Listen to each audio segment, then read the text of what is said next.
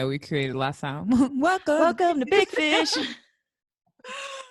I feel like we haven't recorded in so long.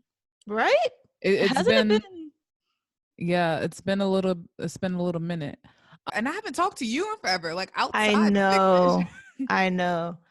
What have you been up to? What's been going on? Well, I came to Pittsburgh to visit my brother for New Year's. Because I haven't seen that man in like a year. Right. So I'm like, let me just come up here. And then I decided to go to Ohio to visit Kenny. So I was up there for like the last 2 weeks. Then I came back and now I'm back in Pittsburgh. And so hopefully soon I can come back home. I'm missing home a lot actually. But in between there, I've just been doing like a lot of Carmen J design stuff in between my time and a lot of work, which is a blessing. Wait, you haven't seen Kyle in almost a year? Yeah, since I left for Ecuador, which was last year. I didn't know that. Yeah. Well, and he hasn't come down to DC, so he living his best life. Yeah, he's up here living his best life. He's living his best life. Well, I'm happy you got to spend some time with your family and with your boo stank. I stole that. I should let people know that I stole that word from my best friend's roommate or ex-roommate. Her new roommate, hey Tony, is from the Bronx. And her mom uses the term boo stank, which is so cute in my opinion. Like boo stank, my boo stank. So I've been calling my cat boo stank. That's hilarious. But I'm so happy that you got to spend family time. Yeah, and it was nice to just get away and get like a different scenery. But what have you been up to? I've been working my ass off. I've just been working. I know I've been seeing your schedule. Yes, I've just been working. I've been applying to grad schools. Hopefully a girl gets in. If I don't get in, I'll be fine, but I would like to get in. I would like to take this step just because my family ain't do it, just to say I did it. Right. Just to say I did it and to enhance some skills or whatever. And as y'all know, my birthday's coming up. By the time this episode comes out, I will already be 25.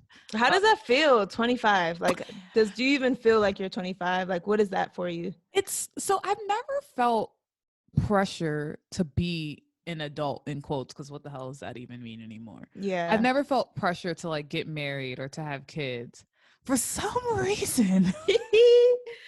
I'm like, wow, like I should plan something. Like, should I take my birth control out? Like, is it that time? It's not okay. No, it's not. But I did have a day where I was sitting there thinking about it. I was like, oh wow, I'm really almost 30. Like, well, you had a whole 5 years. I know, but 5 years is gonna fly by, especially if 2 of those years are in quarantine. Like, true. That's what messed us up. For our 20s, we need that 2 years back. I need those 2 years. I'm 24. I'm turning 24. Yeah. So yeah, me and my boo stank going to the Poconos. So I've been trying to prepare for that. I'm taking 5 days off. So I am trying to like that's why my schedule's so busy. I'm just trying to get the work done before I have to leave, so I don't have to come back to some hot mess. Don't call me. I already said it. Do not call me. I don't care if the company is on fire. Did you call 911 first? Like, do not call me. Are you like deleting the app? Like, ma'am? Yes.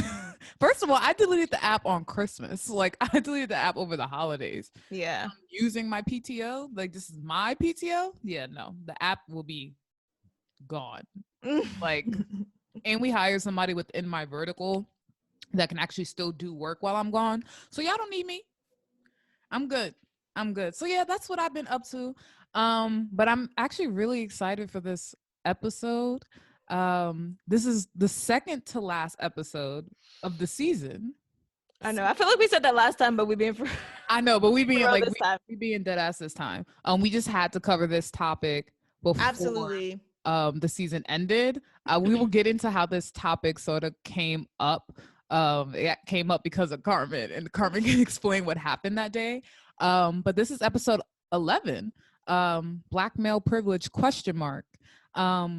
But before we jump into the episode, and I know we don't do hot takes anymore or sink or swim segment, but we do them, but tune into IG to get yes. We don't do them on the episode, the full episodes anymore. but we have to discuss Danny Lay and Oh boy. her song Yellow Wait, can Bone we is what start? he won. No. It wasn't even that good. You're making it. You're making I it know sound. I made it sound hot. You made it sound cool. But was it Yellow Bone or Red Bone? yellow bone, which I didn't know was a term. Yes. I can hear the song in my head.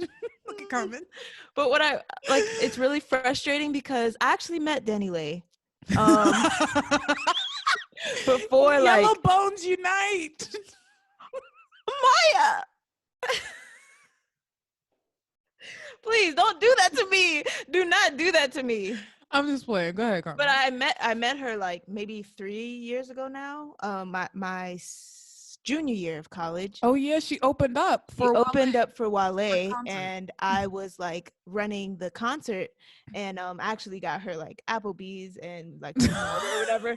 It wasn't on some gorgeous stuff. It was like I was real life like her assistant that day. Right. But no, she seemed like cool, very personable.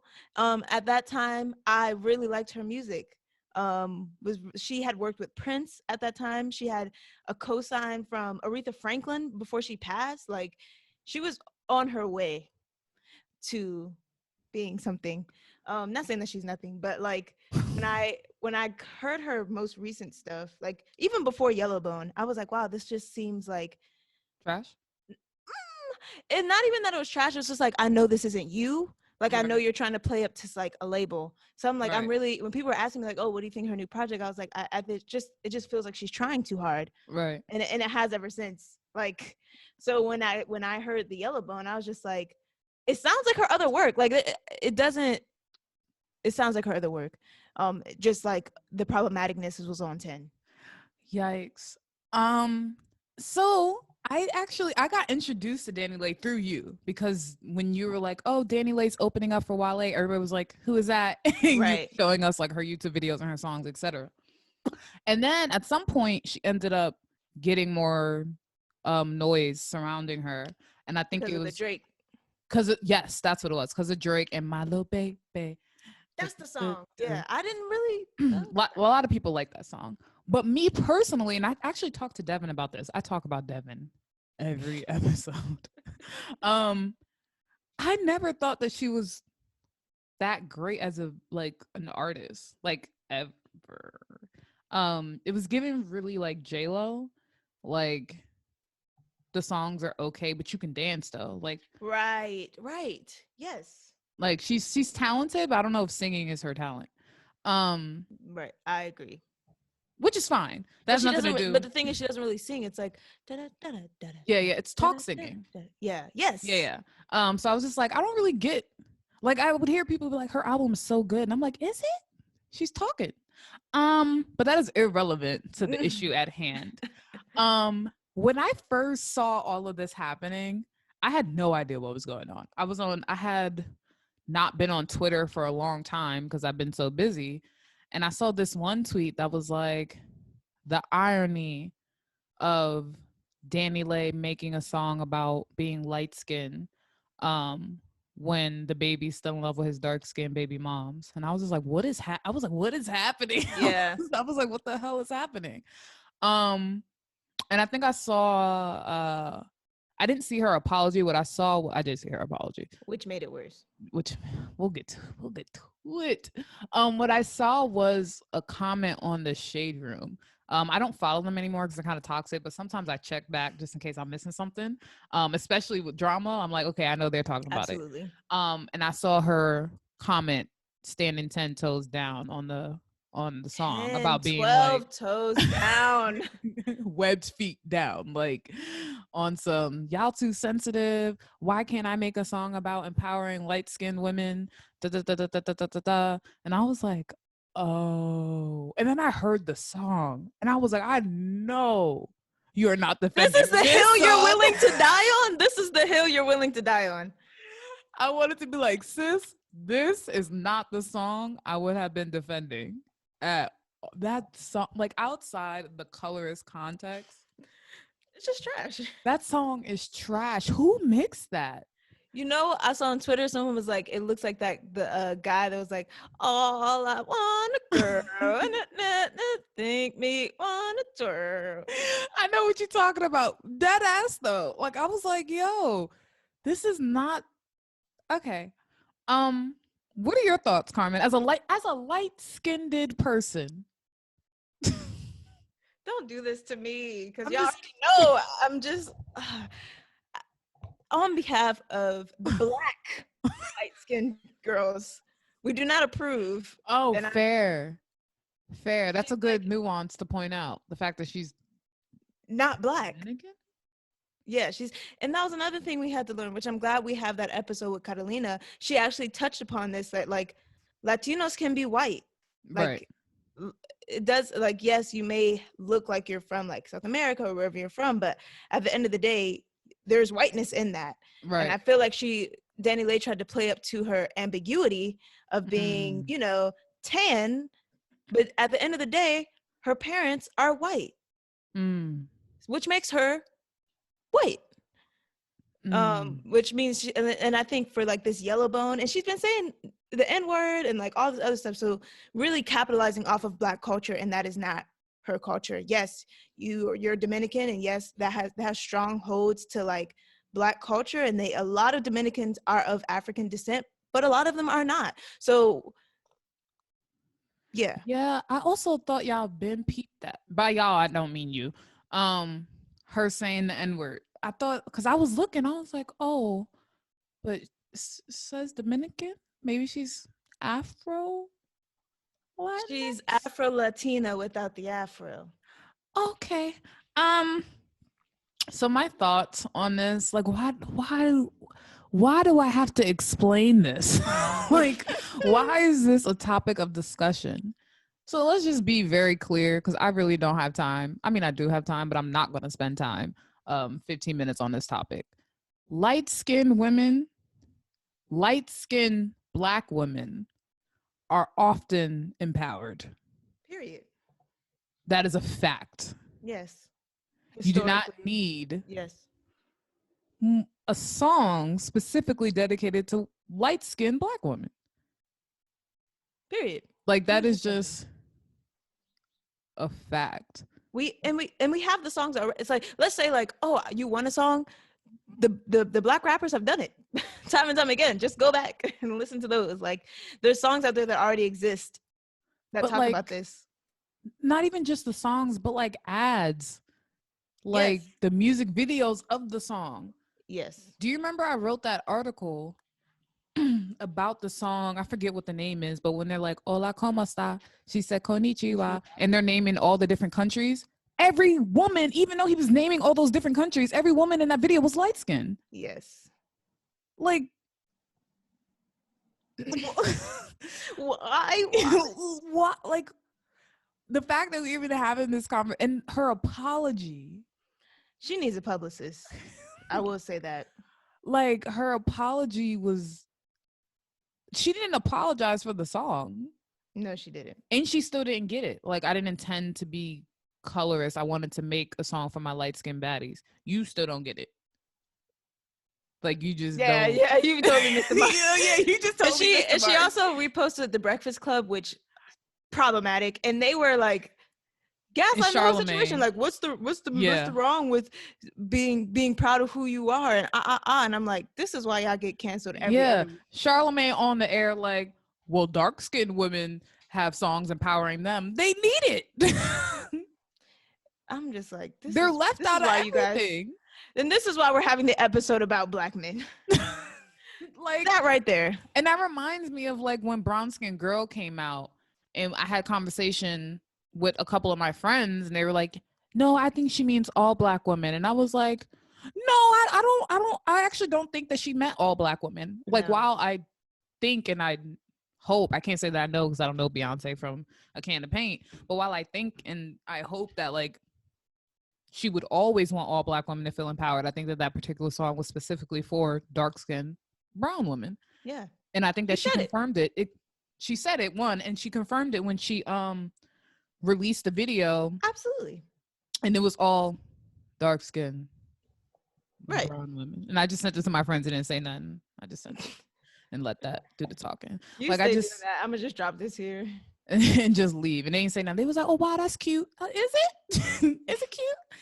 But I don't want to spend too much time on that topic. I just felt like it was something that we had to bring up because it just happened. In the spirit of sink or swim, is Danny Leia sink or swim? I mean, she was whatever to me always. Like she really was. Like I think her best quality, she's just a fish. I think her best quality is dancing. I don't think that she should open her mouth anymore. Whether that's singing or talking. Yeah, that's me personally. I don't think that she should open her mouth anymore. So you've heard it here, folks. Yeah, I'm just good. So for me, she's just a fish. I'm sure she's like a dope person. I don't know.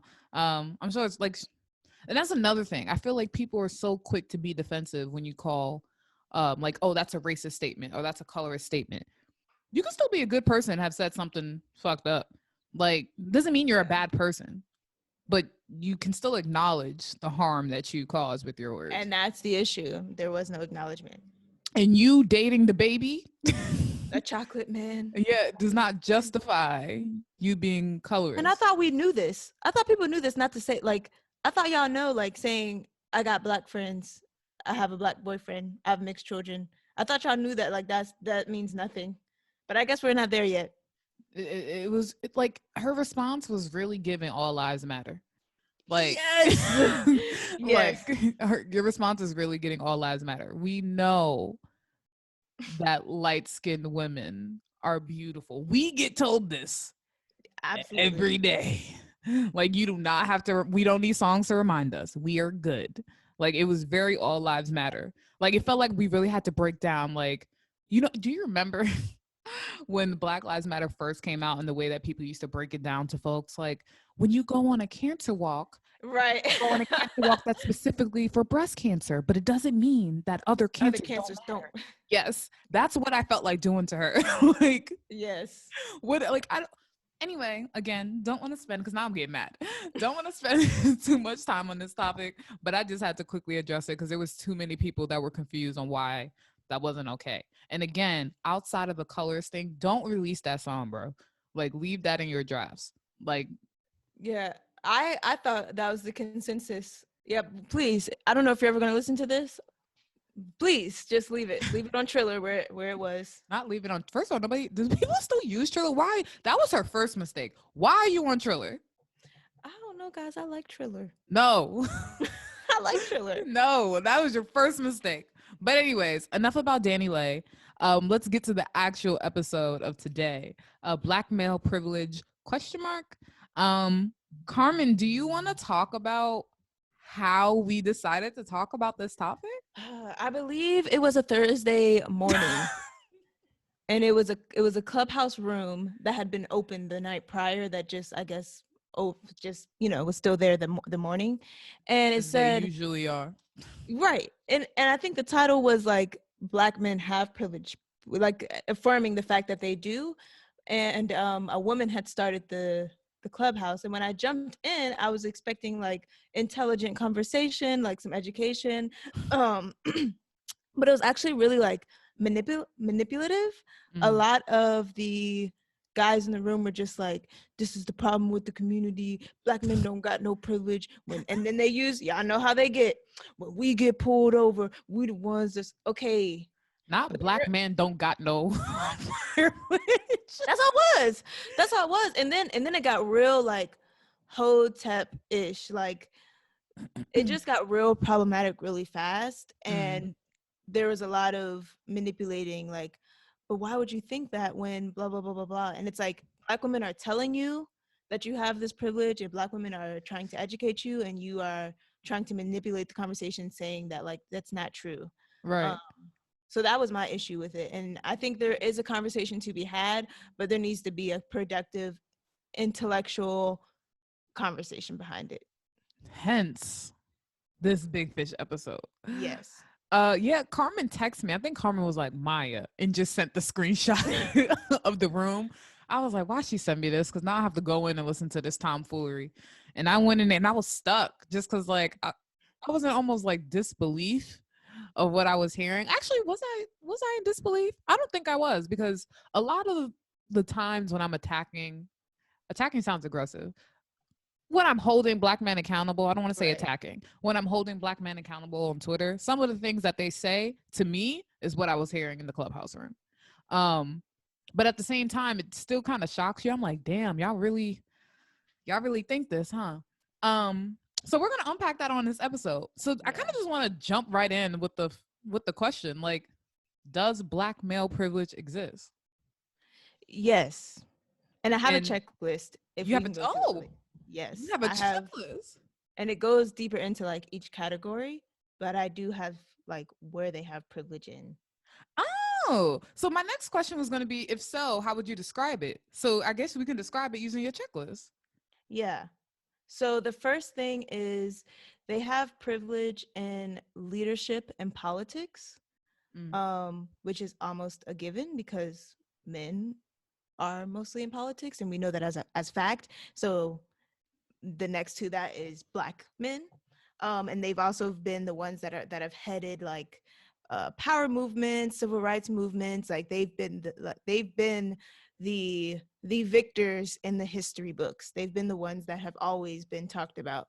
um Martin Luther King, I was Malcolm just about X. to say, Like let's we not don't forget that Martin Luther King didn't want women on the front lines, but literally but they're the ones that are continually like put in our books. They're the ones that have monuments after them, movies after them, and that's nothing to discredit them, but it is a privilege. right. So yeah. And then the next one is beauty. So they are the ones that particularly define what they believe is beauty, and because they have that power in politics, and there's always like the male gaze. Right. They have that like privilege to kind of deem what skin tone is worthy, what hair is worthy, what body size is worthy. To pivot off that, it is mostly the European standards that do this, Mm-hmm. but black men uphold those standards, and kind of this like colorism existing today. Mm-hmm. um and sex and sexuality. I'm saying and as if there's not more. Sex and sexuality, they own that space. The practice, they can purchase pornography that typically shows men defiling women, Mm. as like a common practice of like a money shot. They Mm. believe that causing pain during sex is connected with women's pleasure without having to ask her. Rape, Mm. when it comes to sex, if a woman says no, chances are that will be mistaken for a yes, or try harder, or Not mistaken for chase. a yes. That's I mean, this is I'm reading No. Wait, this I'm sorry. I heard law. yes. What did you say? Right. Also like this idea of like purity. Men don't have that stigma against them, so that's like another privilege that they have. Also like the idea of polygamy, like if a man does it, like Mm. a woman is can seem like a hoe. Mm. These are like all privileges. Then next we just have popular culture, like in hip hop, in lyrics, again in sex, which is pop culture. Mm-hmm. Disrespecting women, black women, is something that happens on the reg, in pop culture, specifically in hip hop, which is a male dominated field. And just regular attitudes and ideology. um, Privilege in believing that a woman can't raise a son, privilege in believing that women must submit to their men, um, privilege of feminism being anti-black, privilege Mm. believing that failure of the black family is due to black matriarchy, so the black woman, privilege of believing that household responsibilities are women's roles. Then there's sports, college, communication, relationships. Just to go back to college, because I know we're like a Gen Z podcast. Right. Um, in college, they'll have the opportunity to date outside of the race at a much higher rate than women, because they're seen as more desirable on college campuses. They have the privilege of having the phrase "sowing my oats." That goes back to like sexuality, but the reason it's in the college category is because that's where they do that the most. Right. um, in college, black male professors will be involved in interracial marriages at much higher rates than members of the opposite sex will. By the time they enter into college, and even through college, they have the privilege of not having to worry whether they'll be able to marry a black woman. And if they go to an HBCU, there are incredible opportunities to exploit black women. The list literally goes on: physical safety, traditions, relationships, communication and language. The list goes on, but there was like underneath all of this was like 94 reasons under all of those categories I just named. And the disturbing part is that people will hear this and still not understand and still not get it. Like, that's the disturbing part, that we will sit here and list facts like statistic examples of how Black men are still men. Yes. Like, we are not ignoring your Blackness and how that affects how you move through the world, but you are ignoring your maleness. Patriarchy? I don't know.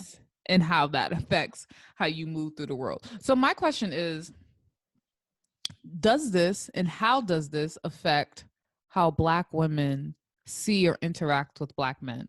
Or I guess I should make it less broad because we can't speak for all Black women, but how does this affect how you interact or and engage with Black men? I think I can go back to the college thing because that spoke a lot to me. I was fully prepared to like be single my entire 4 years. Obviously that did not happen, but knowing that I was going to a PWI, a small PWI at that, at a very small isolated Pennsylvania town, I was not expecting like Black men to see me. I wasn't expecting Black men to support me, which they didn't, other than Kenny. I mean, there was a lot of like people who would say what's up, but as far as like Black men showing up for Black women and at our school, it was not a thing. I don't remember it being a thing at all. They didn't show up for the what is it called? The one night where we march for I know what you're talking about. Take Back the Night. Take Back the Night. They weren't there. I think one person was there that I remember. Homage. I don't know. He don't listen to this, but he was there. And maybe Dante, I think. But like, and Kenny and Shane, they show up every time. Yes. But like for the majority, I'm talking about the people who are like on the football team. These are people we knew from around the way that weren't even like on the football team where they get exposure to like the entire campus, or the basketball team. These are people like we were actually friends with. That's why we're able to name them. But I'm talking about like just Black men in general showing up for Black women was not a thing. Like BSU was pretty much Black women. Yeah. So you ask me, how does it affect how I see Black men? I don't expect much from them. Oh, that hurt.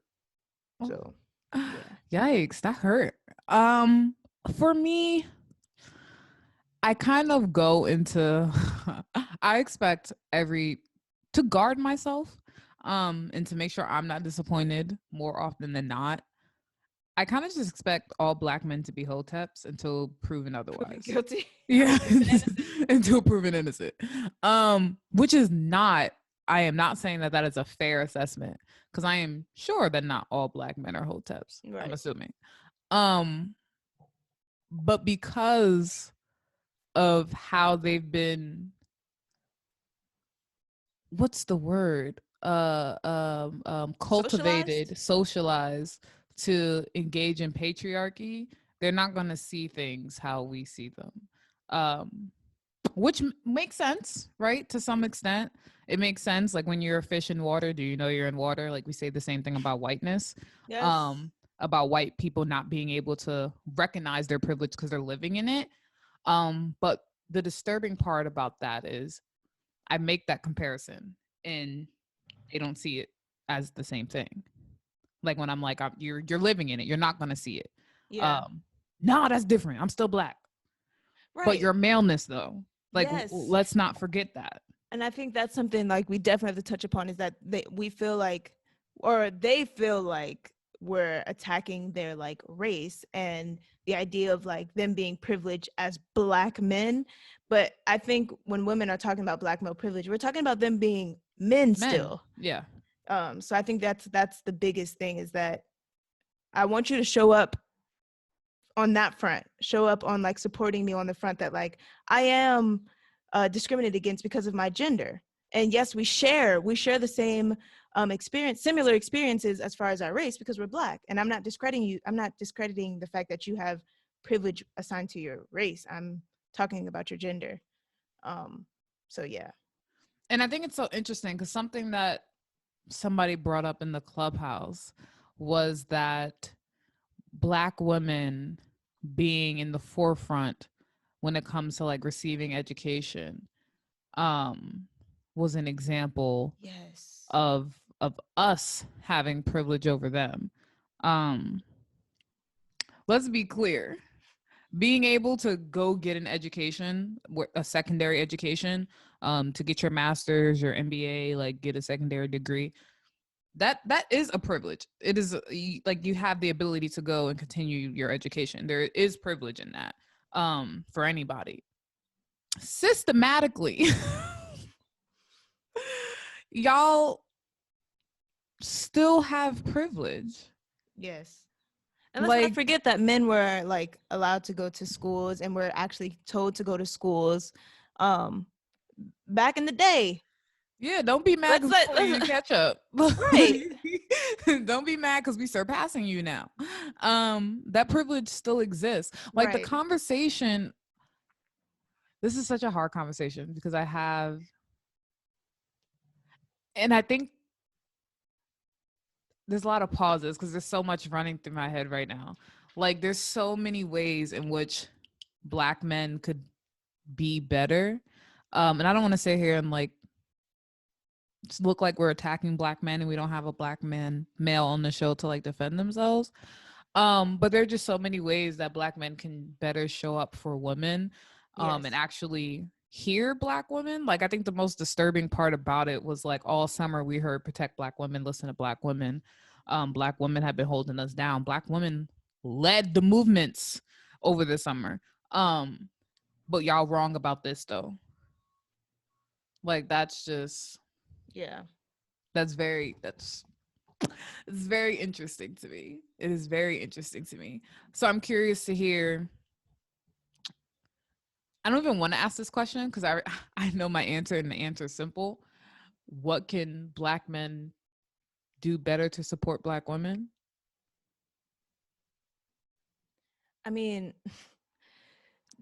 do the work. I mean, if you didn't know that like Black men had privilege, for me it was a simple Google search, and that'll forever be my slogan. Use your Googles. And like Right. I think after reading the specific things like sports, relationships, politics, leadership, like I think a lot of people are just a lot of women know that like that there's privilege in patriarchy, and we know that much. But I think once we get into like the specifics is when you're able to debunk what our previous thought process of that was. So like honestly, it's listening to Black women, and also just like watching your mouth. Like I was thinking like Jesus. I was just thinking of like experiences that I have with Black men, and most of it comes from my family. Like my first interactions with men, I grew up with all brothers. Right. I grew up with 3 older brothers, uncles. I grew up with my dad, and a lot of social. I remember being told like, you need to know how to iron, and I remember like ironing my dad's pants at like in seventh grade, ironing his pants to make sure they were ready for his job, or he would be like, I need you to make me a sandwich. I'm like, well, Kyle's playing video games, but I'm doing this. And he was like, yeah, but you make it better. Or like, you should learn how to, And I'm just like, I was socialized to like, and I would always be like, I'm not making a sandwich. And Right. I'm about to run across and burn the ends of this pants because I On don't want to do. purpose. Yeah. So like, so that way, oh, if I make it better, I just have to make sure that I mess up. So that, and now Right. I hate cooking. So look what you did. Right. So now I don't like cooking. I don't know how to cook. I cook breakfast at most. And I also just remember like my uncles are very much like funny and humorous, and like they always do make us laugh, but the butt of the jokes are always like the women that they are dating at the time. Or like they always make the topic of discussion like how they're like messing around with women, or how like they don't even like just showing me their playerish ways. And I'm just like, and that's why I'm saying like I don't expect much from men, because they've shown me and that's not to discredit them. They've protected me. They've Right. gone their way. Like my uncle has had like 10 toes down, like have been there for me and will be there for me if I call them up. I will say that. And like, Right. and I'm not discrediting them for that, but I'm saying as far as like growing up and being socialized, I don't expect much on the front of them being like my hero on the feminist front or the womanist front. Interesting. So I have two things to say regarding that. So I also have had that experience. So when I first moved back to New York after graduating college, let me move up. It sounds so different when I'm close to the mic. When I first moved back to New York after graduating college, I lived with my grandmother on my father's side. And at the same time, my brother lived there, and she would tell me, and I was 22. She was like, you have to clean, because they're men, like my grandfather and my brother, they're men, and you're gonna do it better. And I was like, oh, is that right? Mind you, my brother at the time was 19 years old, grown, and my grandfather is 70 something years old, super grown, like super duper grown, and you want me to clean up after them, like on purpose? On purpose. Like, you want me to consciously be like, I didn't make this mess, but let me clean it up? That's not. I'm good. Like, and I'm totally good. And it was always like, as a woman, you have to know how to, as an adult, right? Let's know how to clean our house. Let's know how to cook. It has nothing to do with my womanhood or lack thereof. But one thing that you brought up, feminism. Should Black men be more open to feminism? I feel like lots of Black men aren't. Yeah, that's like a whole another episode about feminism and womanism and can men even be feminists? Which Devin, I think, kind of taught me that a little bit. Shout out to you, Devin, again. I think that like they know the basics of it. And I think they know that like, oh, women should be equal, but I don't think they understand the like impact of it and how like it very much still exists. Like, it doesn't matter that our VP is a woman. It doesn't matter that Stacey Abrams is here, or Shirley Chisholm did the work, or like it doesn't, that those are symbols, and the very real implications of feminism, or the very real implications of patriarchy still exist. Right. Like there's a reason the Me Too movement popped up, and there's a reason Bill Cosby's in jail, and there's a reason why a lot of Black men was not trying to believe that. Oh, there's so many things. That's what I'm saying. Like, this is like really should be a 2-part episode, because there's so many things that have popped up that we simply just don't believe Black women. We talked about this with like Keke Palmer and Trey Songz. Yeah. I mean, I'm trying to think of others, and I'm sure that there are, but I'm like, we don't, y'all don't believe us, y'all don't listen to us, y'all don't know that like your patriarchy has real implications. And I think that's where it starts. That's interesting. I don't know. I have seen lots of Black men, and I'm saying Black men because I don't engage with non-Black people that often. Specifically, I don't engage with white people that often. So that's why I'm saying I've seen Black men really be against feminism because it feels like an attack on them. Which, look past it. Like, you're a man, you're engaging in patriarchy. I don't know what to tell you. It's going to feel like an attack. However, one thing that my friend Cody once said to me was just like, and this is not his exact words, so Cody, sorry that I made this my own. While I'm aligned with the values that feminism represents, it is an institution that is like, has been largely beneficial for white women, Yeah, and has largely been co-opted by white women. Yes. But in the same breath, that is not the reason why most Black men are not engaging with feminism. It's not because it's like, it's not about Black women enough. Like, that's not the reason. So, but I'm saying that to say I kind of struggle in my head, thinking about requiring Black men to be feminist. Like, I don't know if I would use that word or not. Yeah. I That's don't what I'm have a saying. It's a whole nother yeah, it's a episode. whole nother episode. But one thing that I do want to bring up that you just brought up, Bill Cosby, um, Kiki and Trey, Black men that are not all Black men, but the Black men that are abuser sympathizers. Mm. Is that a form of Black male privilege? Yes. And I say that because it's always at the expense of Black women. Because when a white woman says someone raped me or whatever, it's and that's the media. But I'm saying, like, I feel like we need a Black man on this episode. But We do. I feel like when I'm trying to choose my words carefully. When a white woman accuses a Black man of rape, it is very different from when a Black woman does. And I say that because I was reading Ida B. Wells, and she goes into her book about lynchings. She goes into how repeatedly white women will use Black men as a scapegoat in protecting their purity as far as engaging with Black people, et cetera, et cetera. And Black men are always lynched because of it, or, put to death and canceled or whatever.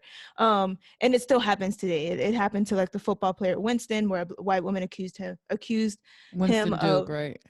I think all I remember is Winston.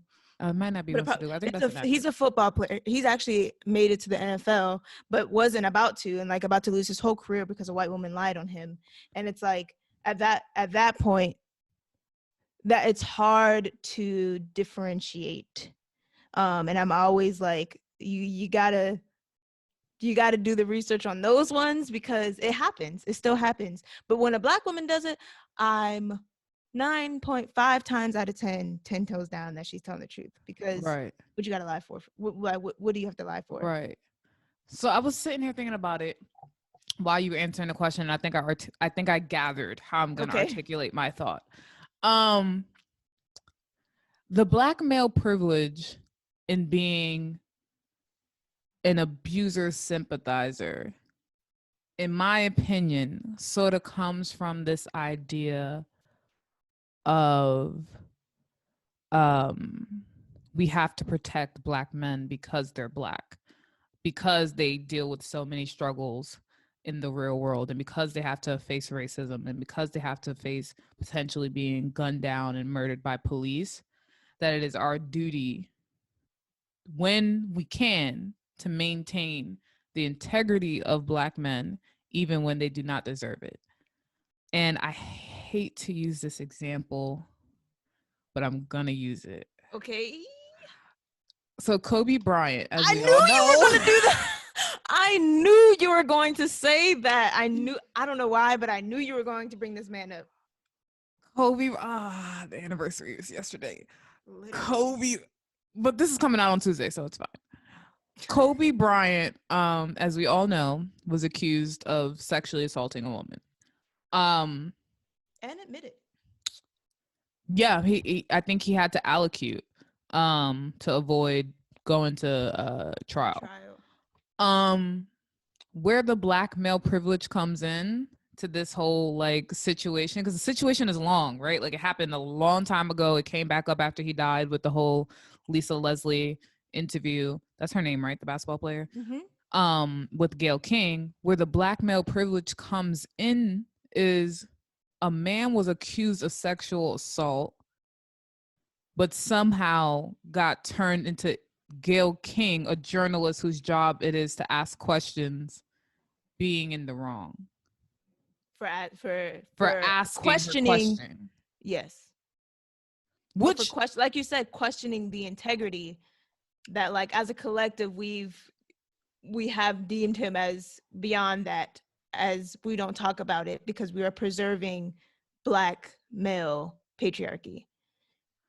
And there it is. The way that full circle. It took me a while to get there because No, it I'm was glad you did that. yeah. It took me a while to get there because it was a thought that was like coming. It was forming as I was speaking, which I try to formulate before I talk. No, I So like that. it took a minute, but exactly. And I think that we do it with other celebrities to an extent, like Bill Cosby, like R. Chris Kelly, Brown. like like Chris Brown, and Trey Songz. But I think the difference with them is that outside of their sexual assault stuff, they had a couple of smudges on them. Like, you know what I mean? Like Kobe had Oh, this they pristine image, right?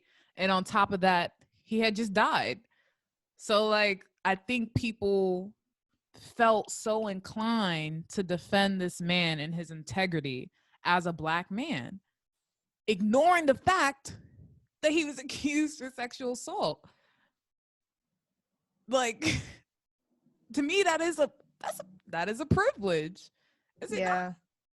Yeah. Like that is And that goes back to our episode about duality, because it's like Kobe Bryant is a very integral part of like black sports, black history. Like he will be remembered, and Mamba mentality will be remembered. Like that's really nothing that we can do about that. But I think we would be remiss, and we wouldn't be able to correct these ways if we didn't acknowledge like that he had a past, that this happened, and that he went on to have 3 other girls and became known as the girl dad. right. And so like I think people has the chance to reform their identity, have the chance to have their identity received from them. And I'm actually like really tapped into like purpose and identity now. And like one of the five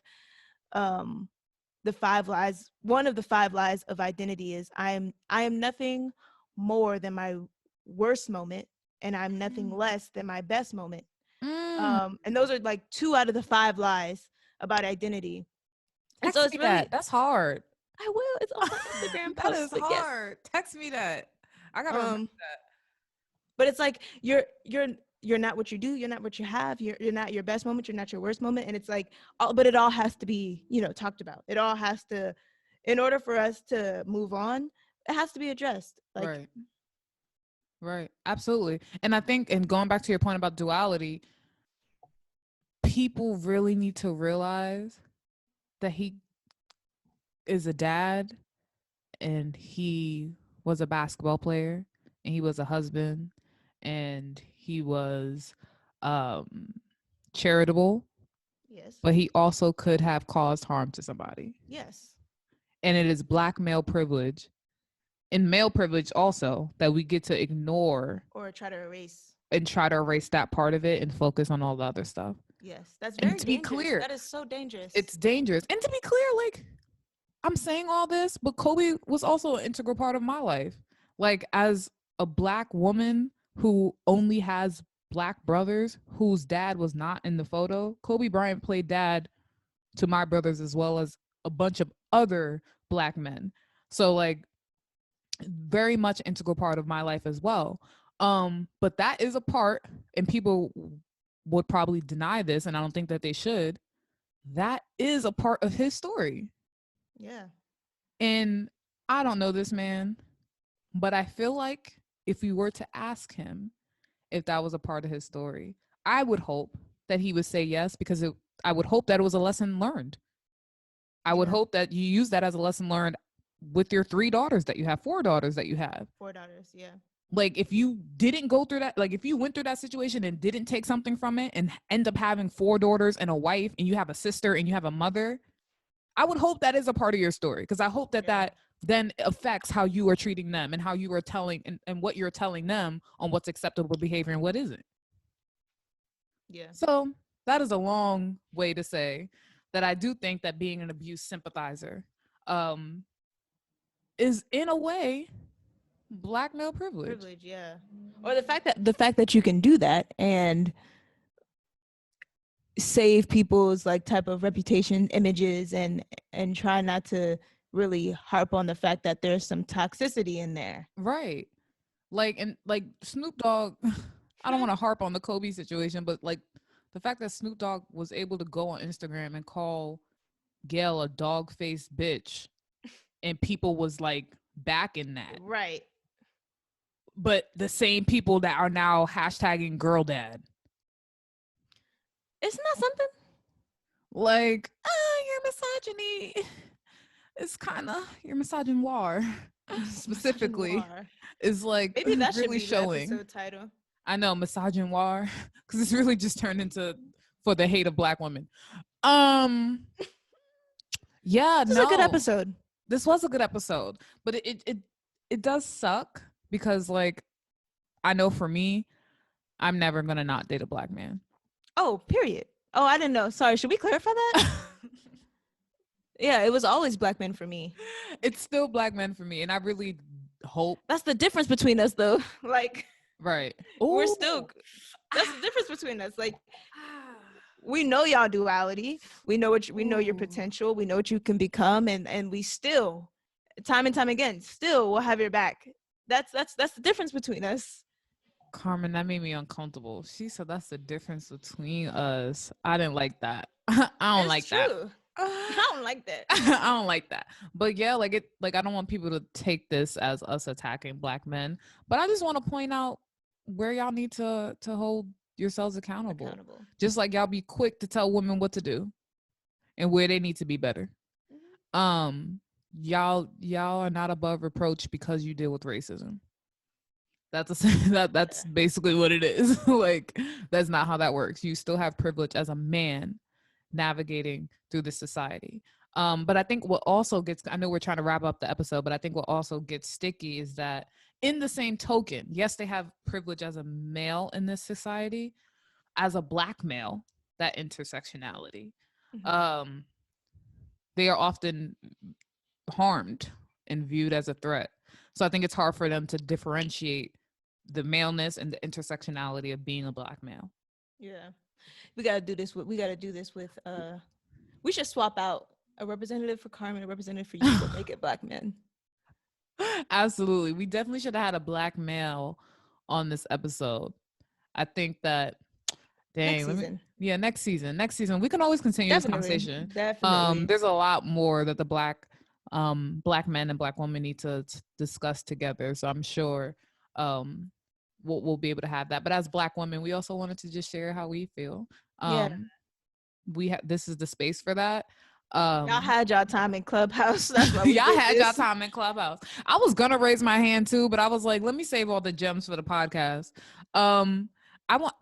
This was an interesting episode. I'm kind of sad, and there's like a lot more to unpack. But basically, to sum it up, yes. Yes, if you were questioning it. Yes, we took an hour and 11 minutes to basically say yes. Black men have male privilege. That is just a fact. The fact that, and also I live in New York. A lot of y'all know I live in Brooklyn. The amount of Black men that have been harassing and attacking women on the streets as of late, which is wild because it's a pandemic. Stay home. Like, why are you outside? As of late. Was that in Brooklyn when the guys attacked the woman because she said no to buying the bottle of wine for her? Was that Brooklyn? I don't remember where it was, but it definitely was in the city. And people have been like getting attacked on subways. And like, there's another video of a woman who owns a smoke shop who got attacked in the smoke shop. The man like walked around the counter and was like punching her in her face. So don't tell me right that y'all don't have privilege when y'all are allowed to navigate through society like that. Like, come on now. That's just not acceptable. But again, to wrap up the episode, the answer is yes. When Jesus says yes, nobody can say no. Why did you break out? It's that threw me all the way off. I don't know why that popped. I'm surprised you even know that song. Let's be clear. I'm a little iffy on religion, but gospel music be hitting. Please. When I be going through it in the shower, me and Kirk Franklin. No, that's how I know you're going through it. When you post Kirk Franklin, I'm like, oh, somebody check on Maya. His last album slapped. I forget what the name of it was called. His last album slapped. I love that man. But gospel music is so good. It's so good. Like, I think I first realized that when I was watching The Fighting Temptations at like 8. I was like, wow. I was like, this slaps. It's good music. Um, but to wrap up the episode, thank y'all again for tuning in. Yeah. Again, this is the second to last episode of the season. So we will be wrapping up season 1, doing a recap of all the things that we've learned and all the things that have happened with Big Fish Pod over the last 6 months ish. I believe it's been 6 months that this has been in development, but the first episode definitely aired in August. So I guess I don't even know what math is that, 3-4 months. I don't know. Something like that. We're super excited that we were able to grow this platform as much as we have. Obviously, we have a long way to go, but for folks that have full-time jobs, side hustles, trying to go back to school, trying to maintain relationships, trying to build foundations for themselves as young adults, I think we're doing pretty decent. Yeah, absolutely. And surviving a pandemic. And let's be clear, like, we don't have any help. Like, we're doing all of this by ourselves.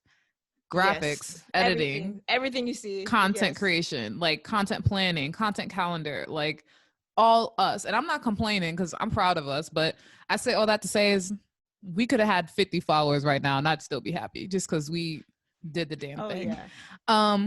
But thank y'all again for tuning in. Like, subscribe, comment on our YouTube, follow us on Big Fish Pod on Instagram and Twitter, and we will be back in 2 weeks. Love y'all. Bye. That was a good episode.